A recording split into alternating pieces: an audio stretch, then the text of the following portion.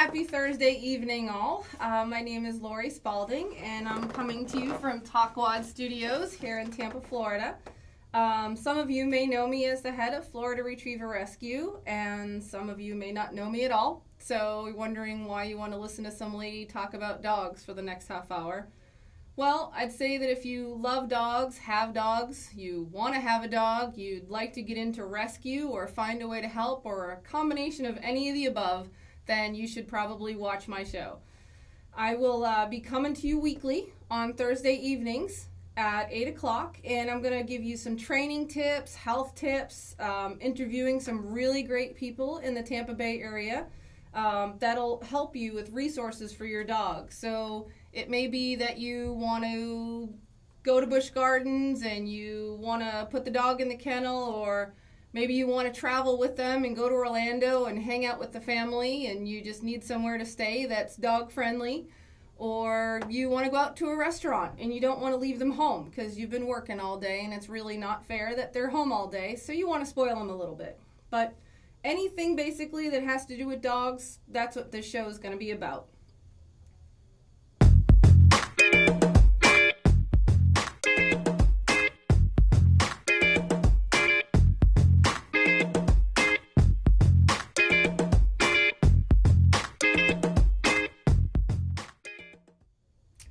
Well, welcome back. No guests were scheduled for today since this is my first show, so bear with me, folks. I'm just getting started here. I figured for my first show I'd tell you a little bit about me so you can understand as to maybe my experience and what I bring to the table. I grew up in Boston. You really don't hear that in my accent, but it can be. Just guess don't get me mad or I'll start yelling, "Where'd you park your car?" So I definitely am from Boston, but been down here 10 years, and every now and then you'll hear me say y'all. So part city girl, part country. We spent our summers and weekends in New Hampshire in the woods at a family camp. So being from the city, I was not allowed to have a dog, and even though I begged for it year after year, as my parents well know, first thing on that birthday list and Christmas list was a puppy. My parents made the decision that I couldn't have one because we lived in the city and the streets are busy and there's no parks around for them to play in. There weren't really places for them to go. Didn't understand it at the time, but I do now. So upcountry, as we call it, was really the place to be. All my cousins had dogs. Every single one of them had something, a large breed, so always a lab, or there were a couple boxers or something of the sort, and that was heaven for me. My love is labs, my love is retrievers, but I like some of the bigger breeds too because I've been around some of those gentle giants. They're a lot of fun to snuggle with. As a kid, since I didn't have one, it was my mission to play with, take care of, train, spend every moment I could with everybody else's dog, basically. Not sure why, but probably just making up for what I didn't have when I was back in the city. As a teenager, I was lucky enough to grow up taking care of a friend's dog. It was a Bernese Mountain Dog that was rescued out of the local ASPCA there, and his owner worked all day, and so he hung out with her mother, and I spent every day over there. Went to school, I got there. When I got punished, it wasn't, you couldn't go do this and you can't go out. You couldn't go see Bernie that day. So it was kind of my life, I guess, and I really miss Bernie. Those are years that I won't forget. He unfortunately died too young from cancer, but it's something that I treasure, and I have pictures of Bernie on my Christmas tree still. As an adult, I was lucky enough to be in the bank in downtown Boston one morning and heard a lady talking about a litter of puppies that she had, her neighbor had a chocolate lab, and the lab gave birth to 11 puppies, and the lab unfortunately died in childbirth or pup birth, and the lady didn't want anything to do with it. She said, she basically threw the litter out in the street, and her neighbor took the next 3 months off of work and bottle fed every single one of those puppies. So 9 of them made it, which is really good since they didn't have a mom. And she was trying to find homes for them. At that point, they were 3 or 4 months old, which in a lab puppy is a lot of work. So I jumped on that, and my little Roxy from Roxbury was my baby. Working all day, I spent any time I could training her. During the weekends, when I got home, we'd go for walks and walk on healing and stay and sit and fetch and whatever it may be. Everything we could possibly do together. And it's a bonding experience when you train your dog. So I decided that Roxy needed a buddy because I was gone all day. So I looked into rescue, and I found an all-breed group, and I ended up going with them, and that's how I got my Truman. He was a golden retriever. We didn't know it at the time. He was very emaciated and shaved and really funny looking. And we took him home, and he just ended up being the best dog possible, and they were buddies for their entire lifespan. Also lost Truman to cancer, which is something that scientists definitely need to look into. There's a little too much cancer going around in the dog world. Training, as I said, forms a bond with your dog, and a lot of people, I think, skip over it. Maybe they'll go to Petco or PetSmart for a little puppy class, and then they don't do much more than that afterwards. It's really a mistake. You really should take the time on a daily basis to do something, and it may not be teaching the same thing over again. Maybe you want to do something silly, like train them to speak, so that way you get a dog that barks to not bark all the time, only on command. Or maybe you want to try the little bell technique over the door, so that the dog or puppy needs to go to the bathroom, they ring the bell for you. Simple little things, silly things like bang and play dead and roll over and everything else. It's a bonding experience between you and your dog, and for you and them, it really needs to be done. While doing rescue, I just found that everybody wanted to take in the little dogs. Nobody wanted the big dogs, even the labs, which I had grown up with. Who wouldn't want a lab? Well, they said they were too bouncy and they were too big and couldn't put them in apartments, and city life wasn't good for them. So all the little dogs got rescued from the shelters, and all the little dogs got adopted. And that drove me crazy. Not because I didn't live with little dogs as a kid, but just that these bigger dogs that were absolutely wonderful were not getting rescued and were being put to sleep because they were bigger. So a couple of us decided we were going to start a rescue, and we called it Northeast All Retriever Rescue. The acronym is NEAR, and they do still exist up in Boston today, which I'm proud to say. We built it from scratch. It was a lot of work, but it covers a tri-state area, and we took in all retriever breeds. Well, when I decided to move to Florida to get out of that lovely Boston weather, 80 degrees out there, you guys are freezing, it was hard because I gave up something that I had built. So I joined Lab Rescue when I came down here, and I was on their board for a couple years, and decided that I wanted to create a group that was, again, like NEAR, that took in all retriever breeds. So a couple of us, again, got together and put our minds together and came up with Florida All Retriever Rescue. And technically, it's Florida All Retriever Rescue and Friends, because, you know, there's some big breeds in there that are buddies, so we have to make sure we don't leave them out as well. Because you see a Great Pyrenees mountain dog at 120 pounds, and, you know, there's a lot of people that don't want to take a dog that in. They don't realize a Great Dane is probably the laziest thing in the world. So, oh, I have an apartment, I need a small dog. Well, if your apartment allows for it, that's not necessarily true. Some of those little guys can be pretty energetic, and some of these big old lazy dogs like to just lay on the couch all day. So we now have Florida All Retriever Rescue, which, interestingly enough, the acronym is FAR. Didn't really plan near and far, it's just the way it worked. So very proud of my group. We're a hard-working group. We're not huge. We just cover the Tampa Bay area as far as foster homes and our veterinarians, but it's good. It's a lot of work. We've actually are up the last couple of years, 500 dogs a year that we've rescued and rehomed. It's a couple of really core members that I definitely couldn't do without. You guys know who you are. And then others that help at events, or some people just do transport because they are available. A lot of us work during the day, so we can't go pick up a dog at 3 o'clock in the afternoon. So every little thing that you can do to help a rescue is really, really welcome and really appreciated. Everybody is a volunteer. None of us get paid to do this. So anything you can do to help a rescue, I would definitely advise you to go ahead and do it. We had a dog that came in a couple weeks ago. She was beautiful little fluffy 6-month-old dog that was literally thrown on the side of the road. Dog was left on the side in the cold. It was up in Alabama, so yes, it was a little cold during the wintertime. Winter. See, there's that Boston accent. I know it when I do it.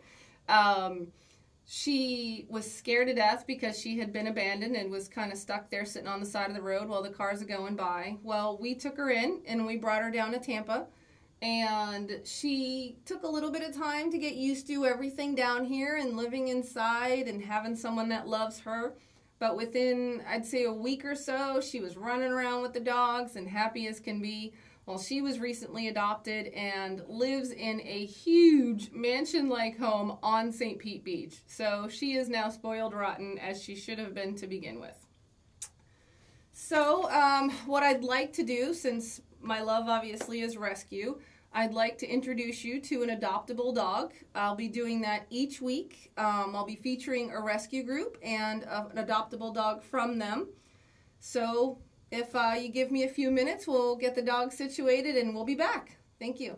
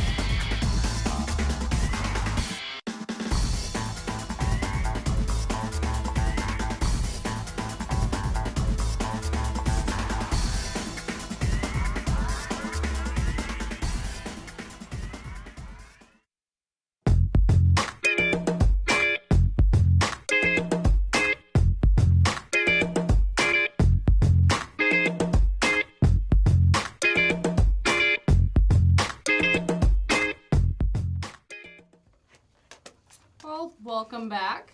I have little Miss Shayna here. She is actually one of our mama dogs that came in from Alabama. Featured rescue would be my own rescue, which is Florida All Retriever Rescue. This is a mama dog that we had come in about, I guess, 3 weeks ago. She's obviously a lab mix. She's got a lot of lab in there, but you probably can't tell if you look really closely. She's got some tan points. So we have been racking our brains trying to figure out what in the world is 35-pound, what would have been, I'd say, a Labrador Doberman mix if she was about 70 pounds, what in the world she could be mixed with. So you've got guesses like Jack Russell Terrier, and if you saw her puppies, you might agree with that one. They've got some pretty funky ears out there. Maybe a miniature Doberman, which of course is a little tiny, a Manchester Terrier. They're little guys, so we're really not sure what quite is in there, but those little puppies are adorable. All of her babies are for adoption. She has 4 boys and 1 girl. They're all little black ones. A couple have some little white on their chin, but Miss Shayna is also for adoption. She is the sweetest dog in the world. She is housebroken. She can be trusted in the house when I'm at work with my other dogs. I don't even have to crate her. She doesn't destroy stuff. She's just absolutely wants love. That's all she wants. That's all she possibly wants. She'll be getting spayed probably in the next week. We had to give her some time for that milk to dry up. She, of course, will have all of her shots, her rabies, her heartworm test, and be spayed prior to adoption. Her adoption fee is $150, so you're getting a medically ready dog for another year who is sweet as can possibly be, tested with kids and dogs. Don't know about kitties because foster mom does not have cats. So I would always recommend, if you're looking for a rescue dog, that you would introduce them obviously on a leash. Maybe have the dog behind a gate and let the cat out towards them, but make sure the dog is under control. Most of them will be good with them. It's just a matter of seeing how does the cat react. Is the cat one that's going to chase? Is the cat one that, is going to run, so the dog's going to chase? Or is the cat one who's going to sit and swat and hiss? Usually, probably 90% of dogs are going to run if a cat's going to swat at it. But 90% of dogs are probably going to chase if a cat's going to run off. So something to think about if you have a kitten in the house and you're looking to add a dog to it. You might want to start at the puppy phase. Most people love to adopt puppies. Myself, I foster the adults. Puppies are pretty high maintenance. If you're going to want to get and have a puppy in the house, you've got to be prepared for the housebreaking and the chewing and everything that comes with it. They're pretty high maintenance. So that's something to think about. Like I said, some of these adult dogs, they're ready to go. You know the personality. You know how big they're going to get. There's no surprises there. They're exactly what you see is what you get. And Mama Shayna is just the sweetest girl in the world, huh? Yes, she loves all the doggies and everybody else in the household and is very, very gentle and sweet. Okay, so that's our featured dog for the day. I think Miss Shayna is going to probably hang out here with me for the rest of the show since there's not a lot of time left. What I'd like to do is talk about some training. So if you're going to get a puppy, that's actually a perfect thing to talk about. Potty training. One of the biggest problems people have with puppies. Well, I can say if you're looking to get a lab, they're a little bit easier than most dogs because labs naturally want to please you. That's really the biggest deal there. And keep that in mind. A dog doesn't do something to make you angry and you think of, oh, how could you do that to me? The dog always wants to please you. They want attention. They want to make you happy. They want to see you happy because you're going to play with them and praise them. So sometimes it's just a matter of confusion or misunderstanding into what their schedule is or what they were supposed to do or not supposed to do. So in a potty training instance, if you're looking to get a puppy, if you're thinking under, maybe 12 weeks, you're not going to be able to be working a full-time job unless you really have someone coming in a couple times a day, doggy daycare situation, a family member. Leaving a dog in a crate and it can't hold its bladder for that entire time, you're going to go backwards in potty training. You're actually going to have the dog so nervous and so anxious, and unfortunately it's going to have to go to the bathroom and be standing in it, which they don't like. It's just absolutely, if you're looking to get a puppy, realize what your lifestyle, what your work schedule, are you really ready for that? If a puppy is around 4 months to about 6 months, they can probably handle maybe a 4-hour day. So if you were a teacher or you're a mom and the kids come home, then that's a little bit easier for you to do. Till they're about 6 to 8 months, they're not going to handle a 7 or 8 hour workday. So, and really anything above that, myself, I'm gone 10 hours a day because I'm working 8 hours. It's an hour for me to get there, an hour to get back. So my boys have to sit through 10 hours of mom being gone. Well, now you know why I only foster adults, and I have all adults myself. So I actually have 3 permanent dogs of my own. I have my 2 boys, which Yogi is what's on my banner that you've seen as well in my intro, and Scooby is on here as well. Those are my 2 big boys, and I have little Millie, who was a rescue from Alabama as well. She was a feral dog who was petrified of everybody. It took us months and months to just get her to come in the house and to get her to get used to us and come past the couch. And my son, bless his heart, he's 7 years old. He was dead set on making sure that he was making her comfortable, that she knew she was loved. So poor Millie, she'd go running and she'd kind of be in her cage and looking or laying down, and Alex would just go over to her and just kind of gently place his head on her and talk to her in a soothing voice. And thankfully, I've had understanding dogs, but my little guy, he loves animals, and I definitely want to keep it that way. He definitely has a way with them, and Millie felt comfortable with him, and now she's a part of our family. And she's wonderful. You would never know she was a feral dog. She jumps up on the bed in the morning, right in your face, just waiting for you. She's gentle as can be, though. She just wants you to get up and play and run around and be silly. So, sorry, Miss Sheena. We got a little cough there, so we're still trying to take care of that. Come here, sweetheart. That's a good girl. Yes, good girl. You always praise the dog. If you have a puppy who's going to the bathroom in the house, you feel... what do you do about that? Well, I don't believe in you roll up that paper and you smack them obviously on the nose. I do believe a stern no is a good thing, and stick to a command that you're always going to use. Be consistent with your commands in any kind of training situation. Always be consistent. So if you're going to say no, outside potty, you pick her up, if it's a puppy, bring her outside and put her down and say outside potty. So she understands that what she did there is not what makes you happy. What she does outside, if she does it, makes you very happy. So if she does go by chance, and that's what I taught my little girl with, is go potty, and she does, you praise her like she just did the best thing in the world. And you say, come here, Miss Sheena, what a good girl, what a good baby. That's all they need. They don't need treats all the time. That's how you get some big chunky dogs, especially our labs. They just really want to make you happy. So that's the way to go. Also, I'd like to give you, I guess, a resource guide today. So if you want to head over to Orlando with the family, I've got a really great place over there.